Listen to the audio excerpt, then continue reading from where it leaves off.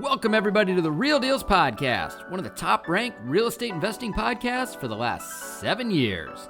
This is the place to be for investing strategies you can actually use, expert interviews, and, of course, some good old-fashioned entertainment.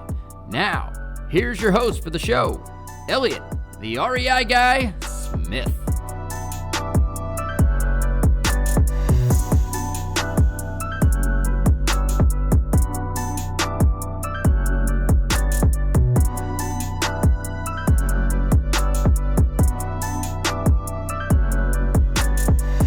What's going on, Real Dealz podcast listeners? I'm coming at you with show 397.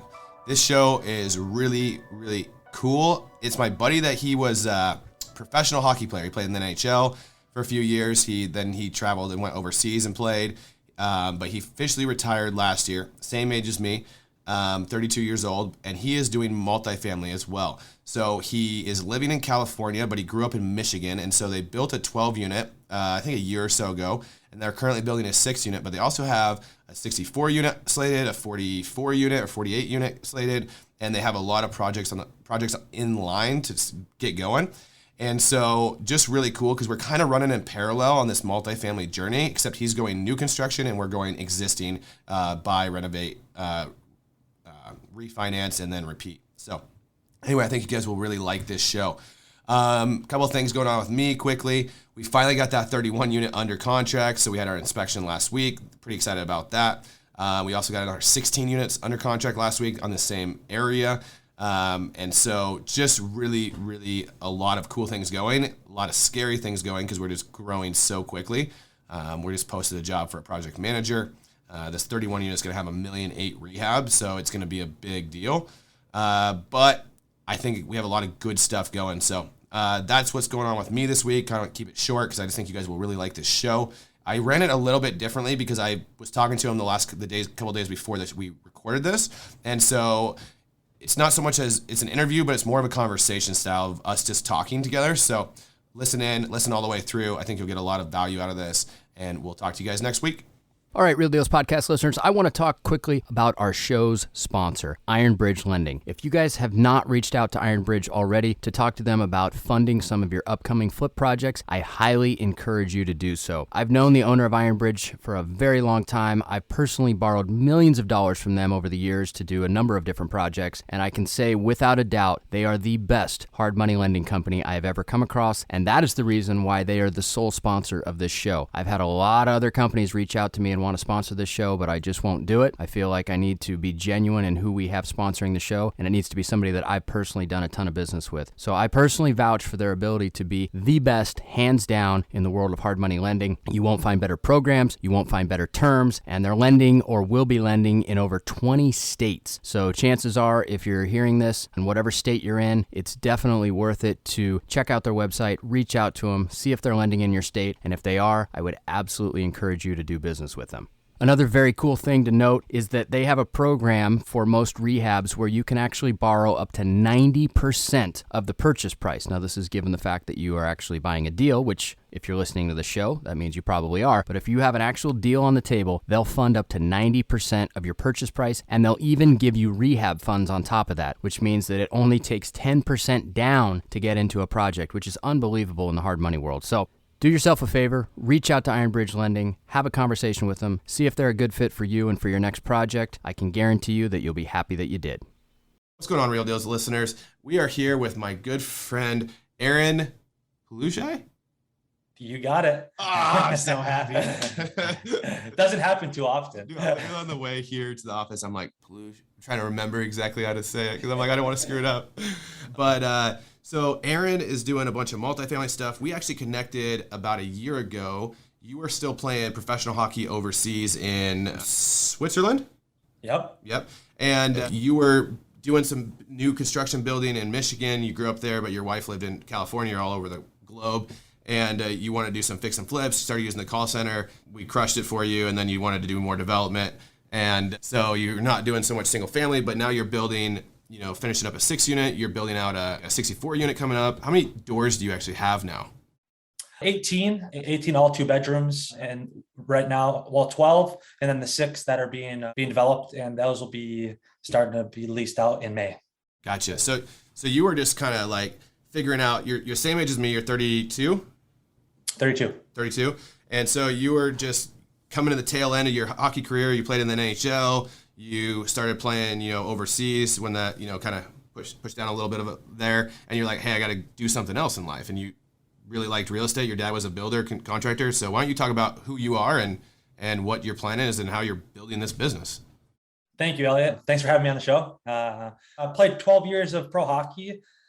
Took me all over the world. Very fortunate to have represented my country, played in the NHL, played in Russia, Sweden, Switzerland, Croatia, Canada, and the US. So traveled a lot. I lived in a lot of different apartments all over the world. So I had a taste of real estate growing up. My dad, he was in the restaurant industry, but he also built spec homes. He built some commercial properties. So I was always involved kind of at a young age with some of the builds that he would do. And towards the tail end of my career, I got an opportunity to do a couple spec homes with him, some other commercial properties. And I just took a liking to real estate. I saw the power of, everybody, a lot of people are looking for financial freedom. And early in my career, you're 21, 22, 23, playing hockey, making, okay money, decent money. And you're not really thinking too much of the after hockey. You're like, yeah, I'm going to play till I'm 40 years old, like Tom Brady.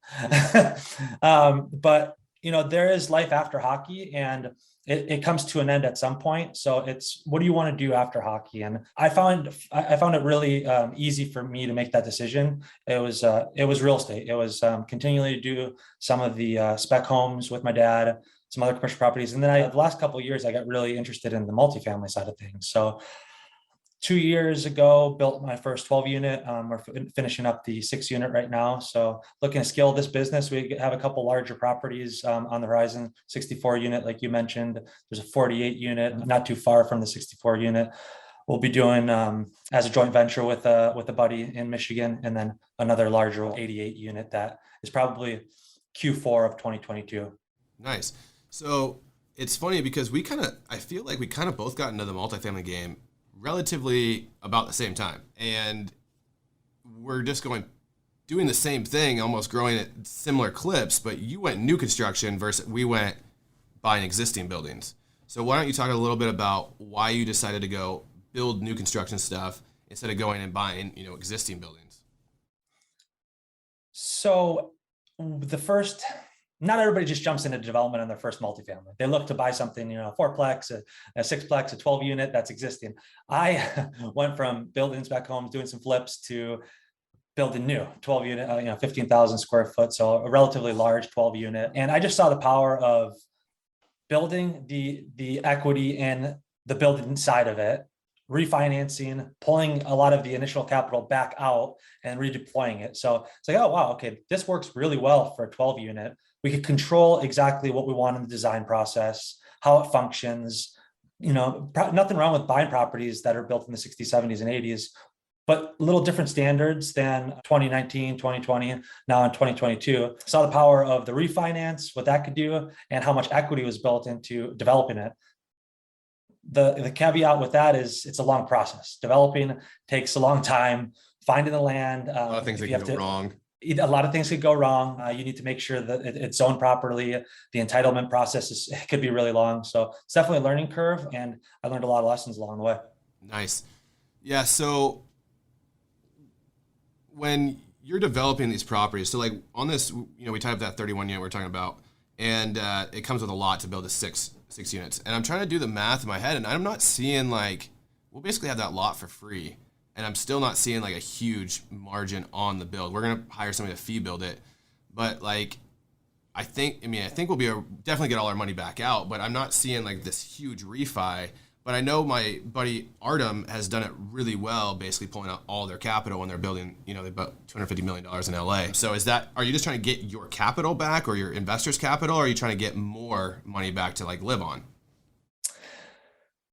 So if the goal is, if we could get our initial capital and our investors' initial capital out, or even 80% of the way there, get 80% of the initial invested capital out, and it's cash flowing pretty well on a conservative refi, then we're pretty happy with that. So that's kind of the benchmark. If we're forced to leave 80% of the equity in, then we will look at another area, another development, or possibly an acquisition.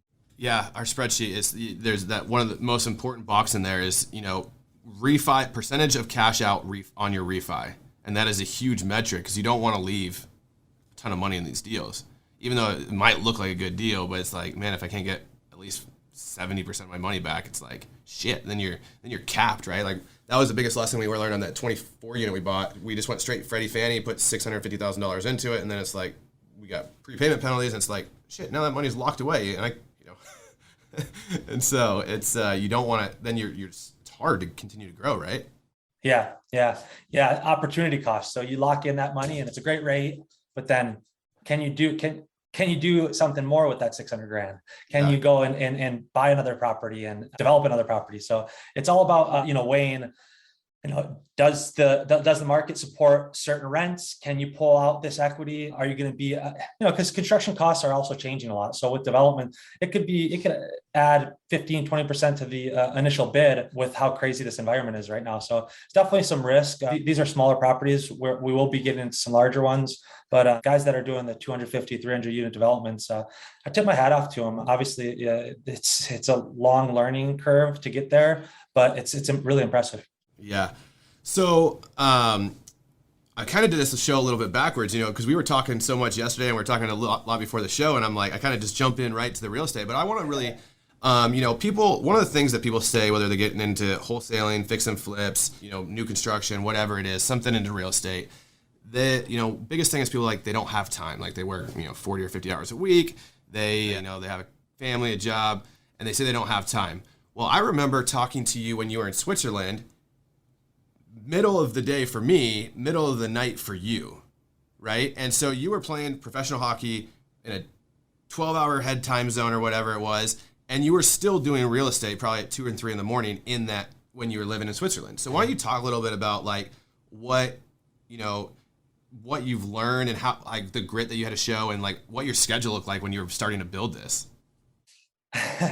Yeah, there's so a lot of people may not know, but as professional athletes, we do practice a lot, and on game days, it takes up, it's time consuming. It isn't quite as time consuming as maybe a traditional, 8 to 5 or 9 to 5 job. So fortunately I was able to, and I also was living by myself. So my wife was in medical school and then in residency. So she would just come and visit. So I had a lot of time to dive into this. And the first development, the 12 unit, I bootstrapped a lot of it. I did a lot of the, going to Home Depot's websites, trying to get the best deals on, Black Fridays. And it was a really interesting learning experience. And to answer your question, it doesn't come overnight and it's not very easy. So if if someone's listening that's working an 8 to 5 or 9 to 5 job, there's sacrifices that need to be made. And maybe you allot, 3 hours after work before family time and dinner, and you stick to that plan. It's definitely doable and achievable, but it's a grind. There's a lot of hard work that it takes to get to that level. And if the plan is to keep your 9 to 5 and keep your W-2 while you're doing it, it's doable, but there's a lot of sacrifices that need to be made. Yeah, it's as you're talking, I go back and thinking of my Franz days when I was, I guess get done running a route and I'm in my supervisor van, but I had to run a route that day. So I started at 1 a.m. and I have somebody call me during the day and to go walk a property. And so I get done at 3 or 4. Then I drive in my Franz van, not all the time. Sometimes I go home and change the van, but it actually gave me a lot of street cred too. When I go to these people's houses, I've been working 15 hours. I'm a hustler. So, but just freaking tired. You just be so exhausted, right? But it can be done. I didn't have a family. I didn't have, I had my wife, girlfriend, wife. She was my wife at the time. And so, I had her, but there's a lot of sacrifices you have to make. Yeah. I think one thing that I've learned and a lot of the really successful people in this space, they talk about time blocking and how important it is to, if my morning starts at 4:30 and I'm going to do my morning, my miracle morning, whatever it is for you, from 4:30 to 6:30 before I work out, I have, X, Y, and Z that I need to do every day. And it's important to have a block of I'm not going to get distracted. Phone's going to be away during this time. And I'm going to get this done because it's the quietest time in the morning. And I know I'm going to be able to get, 2 solid hours of whatever I need to do in before my real morning star. So you're getting up at 4:30 every day? Now I know why when you said the other day you're going to bed at 9 when I was texting you. Not on weekends, but yeah, during the weekday. We're in California, so Michigan, we're obviously 3 hours behind Michigan. We're doing all of our multifamily in Michigan right now. We'll be expanding a little bit more on the western side of the state and then also in the Midwest, but 3-hour time change. So waking up at 4:30 is, it's the start of the day in Michigan. Hey, it's better than the middle of the night in Switzerland. So yeah, exactly. Would you say that you're pretty disciplined? Like, I mean, I think you would have to be to become a professional hockey player. It takes a lot of hard work, and like, would you say that you're pretty structured and you can be a disciplined person? Because I've always admired people that have discipline and can structure their life. I just fly by the seat of my pants. I think being structured and being disciplined don't necessarily need to go together. I am definitely disciplined, structured. I'm still working on that. Being disciplined throughout my career, for sure. I think it was instilled in me at a young age. Getting to a pinnacle of a professional hockey career and playing in the NHL took a lot of discipline, a lot of setbacks. So in addition to the discipline, I think just not expecting stuff overnight and willing to kind of put yourself out there and take a leap of faith. I didn't know I was going to play college hockey and pro hockey, but I gave it everything I could. I was disciplined with my time and my training and put my best foot forward. I was fortunate and blessed to have had a long career, but there was no guarantee. So, and just like any business, and you dive into real estate and you're looking to scale your multifamily business or your fix and flip business, it's there's no guarantee, but if you're disciplined and you put the hard work in, there's a good chance of you becoming successful. Awesome. So let's dive in because we're both in building phase right now, right? We're both, you got your Palouse properties up there, your Palouse capital. You're going to start hiring people for property management, probably start building that out. Are you going to fully integrate, since you're doing the construction, are you going to fully integrate property management, everything in-house? Yeah. We will. We will be doing that. Gotcha. So what are the challenges that you are facing right now in just this whole startup mode and trying to get this thing running? Because this is your first full year that you're not playing professional hockey, right? I mean, you're gonna play the 3-on-3 stuff this summer, but yeah. So what are the challenges that you're facing that just you haven't expected, and then what are you working on a day-to-day basis right now?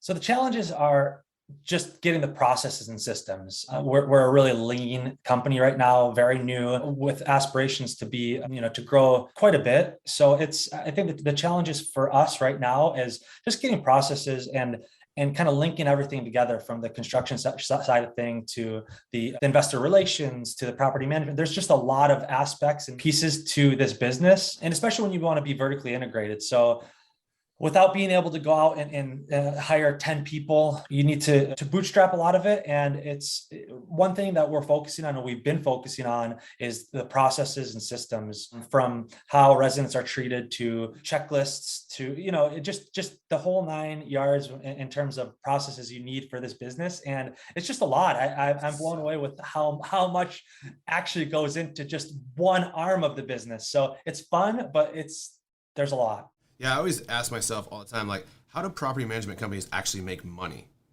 You know what I mean? Because it's they're only charging some of the big, guys that own a bunch of units, they're charging them 5 or 6%. And I'm guessing the 5 or 6% covers the lease up or the overhead, and then they make money on the lease up fees. But I'm just man, there's, we're getting paid a little bit of money for property managing some of our joint owned properties, and it's $1,500 a month. And it's that's okay. That's a quarter of the person's salary. You know what I mean? And it's just it's tough, but then you run into these property managers that are so terrible, right? Our team walked a property that we had tied up this week, and the property manager was there, and she's talking about, they screwed up the eviction because they didn't turn off their payment portal, so they're 3 months late, they're about ready to get them evicted, which is really hard in Washington State right now, but the person went and made a partial payment, so it restarted the thing all over, and it's just how much money did that just cost that owner, right? And it's just, so challenging. Absolutely. Yeah. And also when you're dealing with third-party property managements, some of them own properties, some of them are just third-party property managers. So no one is going to care for your property and your residents as much as you are. I don't care what anybody says. It's just, it's not human nature for someone. It could be a great company, but to treat your residents how you want them to be treated. So Yeah, as you're scaling and growing, there's a lot of moving pieces, but trying to do things the right way and how you want your company to be viewed is really important. Gotcha. All right, so we talked about that. What about acquisitions? How are you sourcing your dirt? What's your acquisitions model look like? Are you running acquisitions? I think you're wearing a bunch of hats right now. So, and before you answer that, I was thinking in the back of my head, you say professional hockey player, you say any professional athlete, right? People think you made a ton of money, like you're just loaded. And then it's easy for you because you have all this money. Speak to that a little bit too. Yeah, definitely not every professional athlete makes the LeBron James, the Steph Curry, the Sidney Crosby type salaries. Our careers are very short. Fortunate to have had a good career. Definitely not a career where now I could just sit back and enjoy 401k monthly income coming in. So I need to do something outside of hockey. Like I said, very fortunate to have no student debt and I started pro at 20 years old, so was making decent money at an early age, but definitely not in the millions and millions and millions of dollars. You're still raising money for these deals because you don't have enough to fund all these deals yourself. Absolutely. Yeah. That's the point too. I just really want to make is like you're just bootstrapping it just like the rest of us, right? Like you're a normal guy, made a good living, had some good experiences, but you're not sitting then like Scrooge McDuck with a pile of gold. Yeah, exactly. Yeah. So anyway, all right, talk about your sales and like how your acquisitions model looks like, what you're kind of doing for that currently.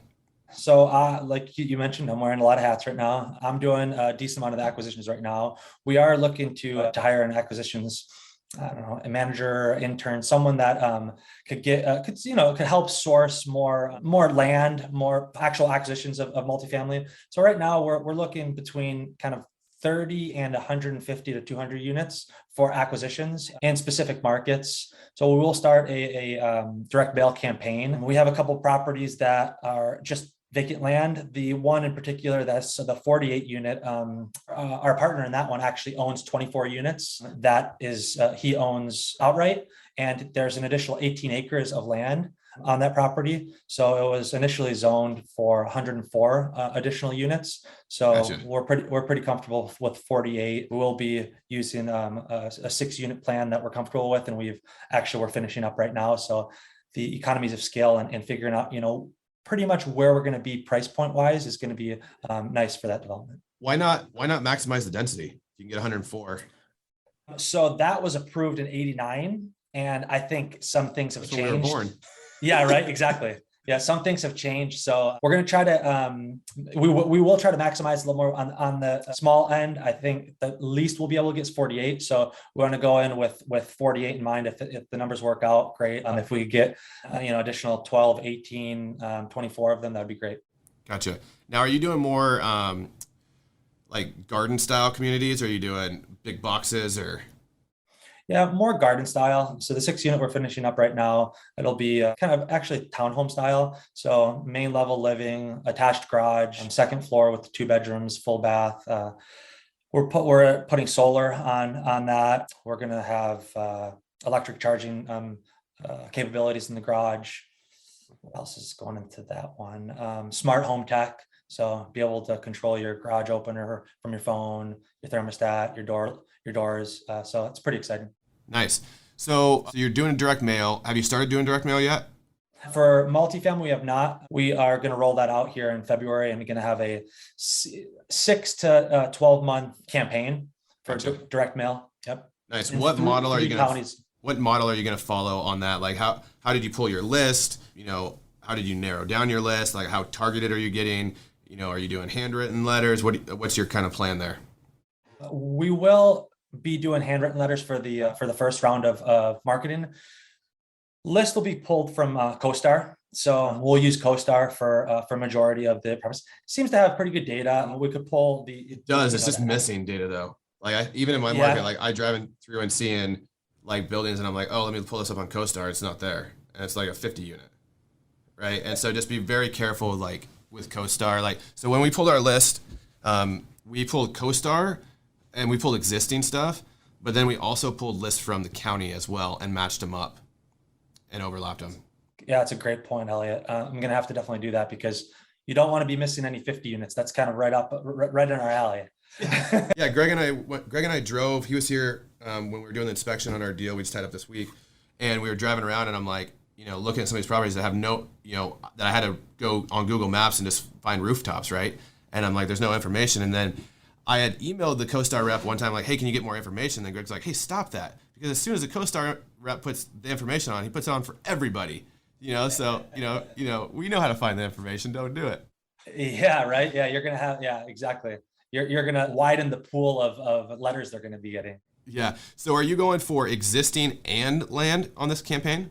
We'll be going for existing and land. Yeah, I like the land model. We haven't actually acquired an existing one.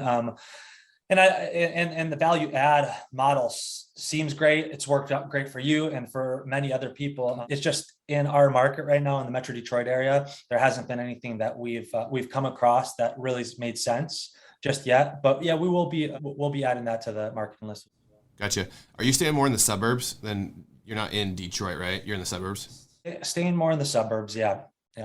About maybe like a 45-minute radius of Detroit, from like Detroit to Ann Arbor, and kind of like a half circle back to Detroit. Gotcha. If you could picture that. Yeah. Do you have to fly back there very often, or have you been pretty successful just running it all from California or wherever you're at? I've been flying back quite a bit. We're expecting our first child, so that's probably going to put a hamper on me flying back quite as often. But with the technology these days, we Matterport the builds every month, the new build every month. So we're able to see, and it's pretty amazing how accurate that is. We're able to see like 99.9% accuracy in terms of like the measurements and the square footage of the build. And that's nice. So you can actually like inspect the build with the Matterport. Yeah, which is crazy. So there's commercial properties, large scale commercial properties that actually get official inspections done through their Matterport, which is wild. Did you buy your own, or you pay somebody to do it? Bought our own. Yeah, interesting. Yeah, I've heard it. I've seen them out there. Yeah, it doubles. The Matterport doubles as we're gonna be.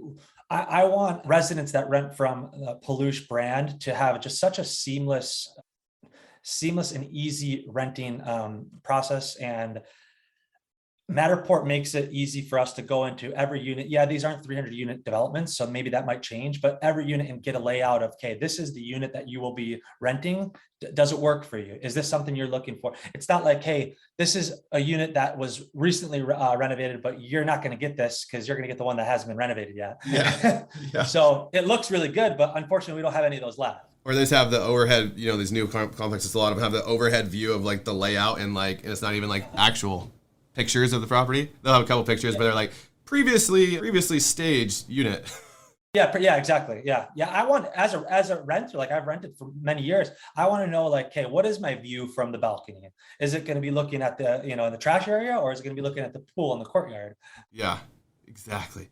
So, so how are you doing now then, since you got the 12 unit, but you have and this is the problem that we've ran into, is as soon as you start going into this, you're not making any money, right? There's no income. Like that's the problem, is like we go buy these buildings. It's not like when you're wholesaling, you're flipping, all these things, you got active income coming in. Like we're just actively paying money for these buildings and putting more in renovations and salaries and all these things, and have really had a, not a hard time, I'd say, but it's been a challenge with managing like capital and like trying to find a way to make money. So how are you doing that? It is very challenging. To that exact point, like you said earlier, like we're kind of like in parallel to what we're doing and how we're growing our multifamily business, which is really cool.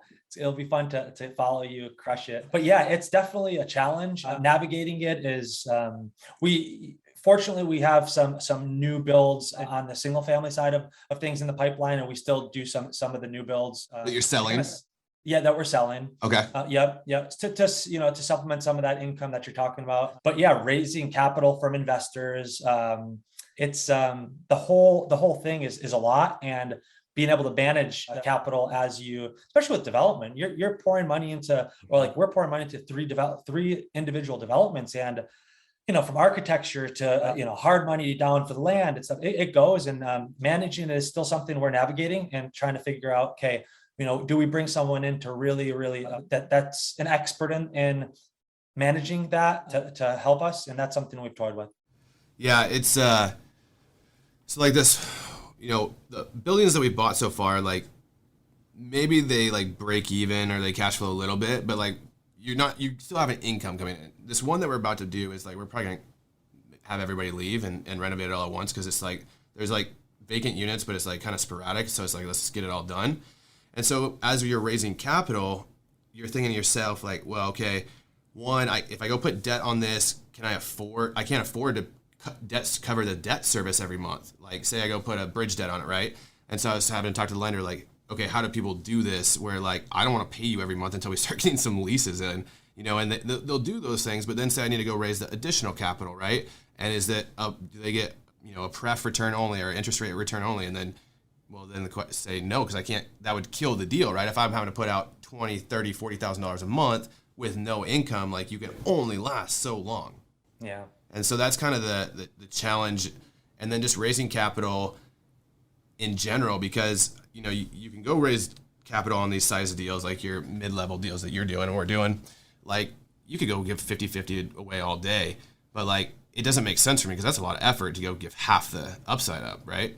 And then so it's like, how are you looking at the financing? Like what has been the biggest challenge? And like I guess we're both navigating the same thing. So what has been your experience so far?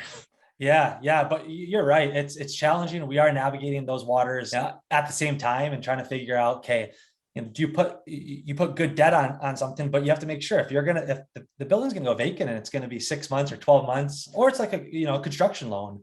What I learned with the first 12 units, like, okay, put a construction loan on it, but make sure there's an end mortgage because COVID could happen.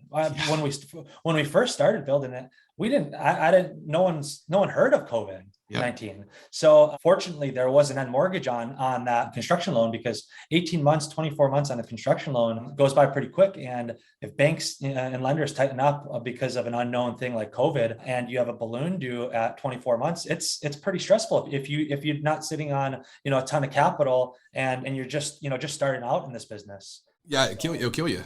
It'll kill you. Yeah. So I think strategically, I guess that was a lesson learned that, hey, make sure that as bad and as we want to scale and grow this business to something really big, make sure you're doing it consistently, slow and strategically, where there's good debt that on a construction loan that has an end mortgage. So just in case something like that happens, the interest rate may be a little high because we're just starting off, but at least there's that cushion and that security that, okay, when the place is rented, there is an end mortgage. Do you have them though?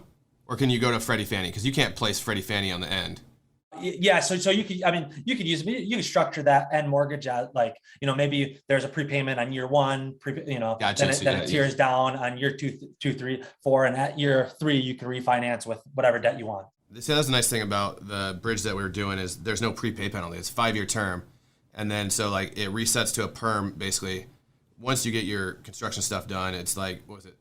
Floor of 375 basis points to 3.75%. And then once you get done, it's all fully renovated, you're done with your rehab and all that, then they will leave. They don't want to keep the loan in place, but they have it, for up to 5 years, and it just goes to resets to floor of 375 or so many basis points above whatever treasury yield they want to throw out there, LIBOR or whatever. So yeah, that's nice in that sense. Because like you said, I talked to this guy, it was Bridge Capital, this guy. He started it, their first complex they bought in 91, it was here in Richland. The guy lives in Utah. And they own 48,000 units now or something like that, something stupid. 4,000 people in just their property management company, right? What did he say? Their last fund when I was golfing with them, $1 billion was their last fundraising round. So now they're just institutional guys, right? But what he told me was in 2007, 2008, the reason people went broke in multifamily was not because the properties weren't cash flowing, the properties weren't there, is because their maturity came due. And so they couldn't go at that time, all credit, all debt, all mortgages for the commercial loans just froze because everybody was scared. Even if it was a good property, right? There was just no debt out there. So if you're having to go, and so we'll go back a step a little bit. in multifamily and commercial loans, it's different than a residential 30-year mortgage. So you go get a residential mortgage, it's 30 years, done, boom, you got 30 years locked in. So you don't ever have to change it if you don't want to. Commercial, there's so many different structures, but the most for like a Freddie Fannie loan, which is kind of the best permanent debt I think out there. The max I think they do is 10 years in my market. I don't know if other tier 1 markets they might do longer, but it's a 10-year term, and then it's a 30-year amortization, but a 10-year term with a 10-year float. So that's a pretty good deal, but the float could get adjustable rate, so it could go high. But he said that's why these guys went broke, was because their debt matured. And if you look at like these syndication guys, like what they're going and doing, they say, oh, we have a 3-year loan, right? Sorry, I'm going on a rabbit trail, but I just want to kind of give this thought process out there. Yeah, so you'll see on these syndications, they want to buy it, they want to force value, and then they want to refi it out. Well, they're putting a 3-year bridge loan on there is what it's called. So they have 3 years. And in 3 years' time, they have to refinance out of that property. So if they can't refinance because whatever reason, they're screwed, right? And like you said, COVID, that March to May, lenders just stopped lending. Oh yeah. Commercial, they're like, no, we're done for a while. I mean, my partner Greg, he had loans lined up that they just said, yeah, we're not doing it. Construction loans, bank, for spec homes, nobody knew.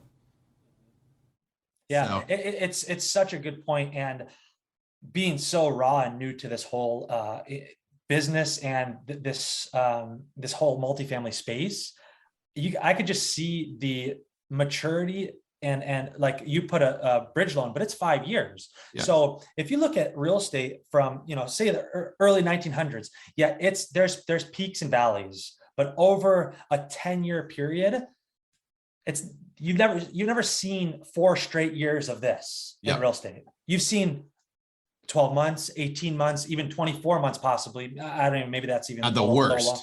At the worst. Yeah. But if you have a 3-year bridge, that's why there's been some opportunities to buy some properties where the only way we could finance it's through like a 2-year bridge debt. And I'm just like, you know what?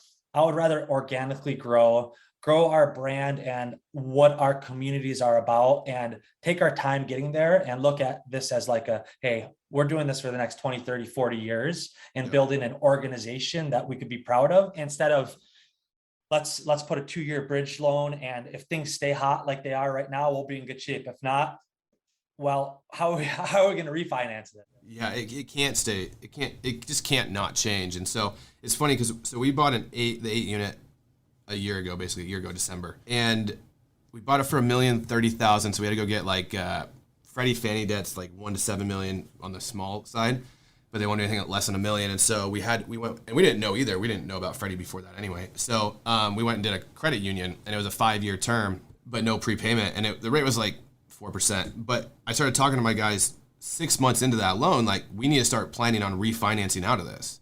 So I started talking to my lender at Freddie, like, what do I need to do? Where do I need to be? What does it need to look like so I can refinance this into longer term debt? Because the market's changing rapidly right now.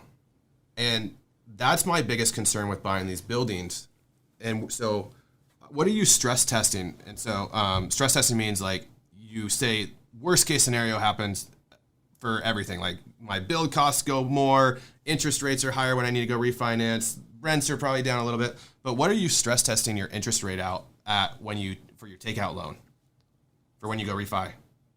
So when we're underwriting, we're going very conservative, like 2% annual increases in rent. But when we're stress testing, if we could make the debt service at 60% occupancy, being 20% lower than current market rents, we're in really good shape. And I know that's very conservative. It's something that don't want to be in a position where, especially early on, when you don't have just unlimited capital to be like, okay, here's the loans due, here's a $5 million check. Okay, we'll be fine. We'll refinance it when the market gets better, or these other 10 properties are 50% cash cows. I can cover this debt for a while or whatever. Exactly. So it's very strategic, so a lot of our age, a lot of real estate investors our age, 32 years old, haven't really seen, you maybe remember 2008, 2009, but Not everybody was involved and really had a pulse on that. So I just don't want to be in a position where 2008, 2009 comes, you have to refinance something and then interest rates shoot up like crazy, which, I think long-term, they won't go up a ton. Short-term, they may, but yeah. So we're stress testing them thoughts on at 6%. So if we had to go get it, like since say we fix all these buildings up and we have to go get a refinance, we're stress testing it at 6% Yeah. interest rates. That's awesome. That's great. Because, there's a case to be made that this whole deal with the Fed, there's guys that are really bearish all the time. There's guys that are really bullish. Right? You got your Kiyosaki's and your Peter Schiffs that are like, the sky is falling, the world's going to fall apart. But you start looking at this, and it's like they have printed themselves into the biggest hole, and the economy for 10, 12 years has got addicted to cheap money. And they're going to have to do something drastic, I think, to get ourselves out of this. But the problem is, if you look at what happened in, 18, when the interest rates, their Fed funds rate got up 225 basis points. It was like the highest point it got. And interest rates got like 5%, 5.25%. Like Seattle lost $60,000 of median home value in 6 months, right? And historically, that's a really, really low interest rate. Yeah, exactly. Because you're going to run into affordability, right? Like homes are getting expensive because interest rates are so low, so people can afford so much more. But you start putting the interest rates at 4.5%, 5%, something's going to change really quickly. Yeah, something's going to change. I am by no means any expert, but living in a country like Switzerland, where interest rates are really low, and a lot of the European countries are near zero. I don't know. I hope we see that here in the US. I just don't see how it's possible with how much money we've printed the last 18 months. But who knows? Well, they have. I was reading even in Europe, some of these countries are super negative. They're negative interest rates. But I think the euro, they're talking about there's a good chance the euro might fail because of the EU's monetary policy. It's not looking good. Yeah. So in Switzerland, you have to, if you have over, I think it's $250,000 in an account, you have to actually pay the bank to keep your money there. So each account. So it's negative interest rates. Yeah. Yeah. So each account, obviously that's a lot of money. $250,000 is a lot of money. And maybe that doesn't affect too many people, but for high net worth individuals and people that have high paying jobs, they have to have like separate accounts. It's crazy that some of my teammates were telling me that. That is crazy. So, but what is a mortgage over in Europe?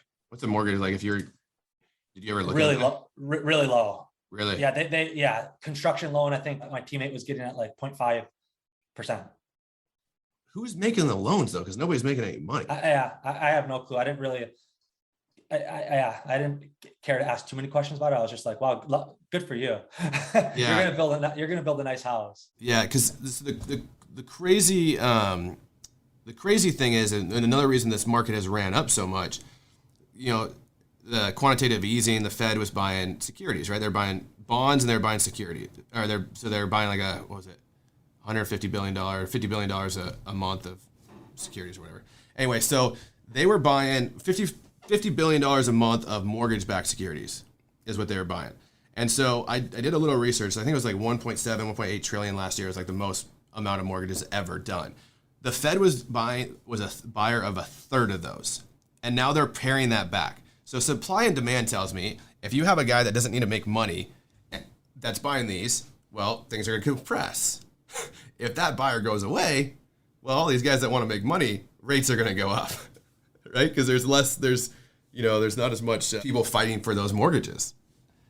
Yeah. The whole landscape is it'll be really interesting to see how it plays out. I think you guys are doing a really great thing with your stress test at 6% interest rates on a refinance. I think people in the syndication business, they look at these high growth markets, the Southeast, the Phoenix and the Austins and Houston's big name right now. Houston, and they see, double digit annual rent growth. And they're not necessarily underwriting that, but maybe they're underwriting 5-7%. And you could, they may be, and you can make the numbers. The numbers could look really, really good on paper. And it's just, if things change and the landscape changes with interest rates and stuff, I just feel like being a little conservative at this point is not a bad idea. So we got to wrap it up here in a minute, but the one story that I got told by Ken McElroy, he owns 8,000 units. He wrote the ABC, he wrote the book on real estate investing with Kiyosaki. Like, guy's really, really sharp. If you want to follow somebody that's just doing a lot of good stuff, follow him on YouTube and Instagram and stuff. But he had told me a story that they were selling one of their buildings in Texas, and they felt like they got all the juice out of it. It was just time to move on to another asset. They close out that syndication and then move it somewhere else. A couple weeks goes by after that, they give it to the agent. It's probably pocket listing or whatever. A couple weeks goes by, his partner gets an email from this guy syndicating their deal. Oh, the rents are so below market value. There's so much value add here on this property. Like, they have it tied up and they're going and syndicating and raising money for this deal. And it's like, you're literally buying it from the guy that wrote the book about doing what you're trying to do. And you're saying, and so it's like, you can, like you said, you can make the numbers look really good. The problem is, like you said earlier too, we weren't around in 2008. Everybody looks like geniuses. That's why I was always like, so not wanting to sell a course or be a content guy, because like, I don't know. I haven't seen a correction. I haven't seen any of these things. Like, I look really good, but when the tide goes out, we'll see whose pants are down, right? Yeah. And so that's the concern is, and I had another guy tell me one time that he invested in 4 syndications and 3 of them lost money. So, I mean, it's just, they're buying retail deals and they're putting pie in the sky numbers out there. It's, it's their job on these syndications is to make money on fees. Like, the reason I don't want to give equity away in my deals is because I want to earn my equity, right? But these guys will go, because I'm not doing big enough deals for fees. And so these guys are doing $50 million, $100 million deals. Well, they're taking 2% acquisitions fee, asset management fee, which is not a property management fee, by the way. Yeah. Very, very different. Property management fee, disposition fee, all these fees, making millions of dollars just on fees. So they're like, who cares? I'll pay you, pref. I don't have to pay you if the deal is making money. I'll give you 70%. Shit, I'll give you 90%. Just pay me my fees. Yeah. It's definitely a model that, raising investor money. I personally would rather do more of like a JV style as opposed to, okay, I'm going to charge for this, and that, and try to make try to squeeze juice out of, all your buddies, your friends and family that you're raising money from. And it's just not my style, not how I want to organically grow our company. Yeah. That's why we're going to have a great year. Hopefully we don't come back on this podcast and say we're broke and the market crashed. Yeah. Be like, hey, what job do you have? Are you a janitor now? Are you driving a Zamboni? Oh, Zambonis are pretty sweet. Yeah. So awesome, man. Well, thank you so much for coming on the show, guys. This was a little bit of a different show. I think I have a really good relationship with Aaron, so I think I missed a lot of the questions that I normally go, but I think if you listened all the way through, I think it was a very good conversation. Sorry if I talked too much, but Elliot, it was awesome, man. Thank you for having me. Thanks for coming on the show. Where can people find out more about you? They can find me on Instagram at apaloosh, APALOOSH. Email me at aaron@paloushcapital.com. Yeah, those are 2 ways. I'm on LinkedIn, pretty much all the social media platforms. Website's still under construction, hasn't been the number 1 priority as we're growing our business. So that'll be coming here in the coming weeks. Nice. You think it's time for a new photo? You got this like this suave, like your 007 photo on your Instagram. Oh, yeah. I'll have to it's your email. It's on your email, I think is what it's on my email. Yeah. Yeah, maybe. I'm gonna have to get a photographer. Yeah. But I don't mind it. He said it looks like a 007. It's kind of cool. Yeah, you look good. Yeah. It looks like you've killed some people. Yeah. Oh, maybe I might want to change that. Yeah. All right, man. Well, thanks so much for coming on the show. Appreciate it. And we'll talk to you soon. Thank you very much, Elliot.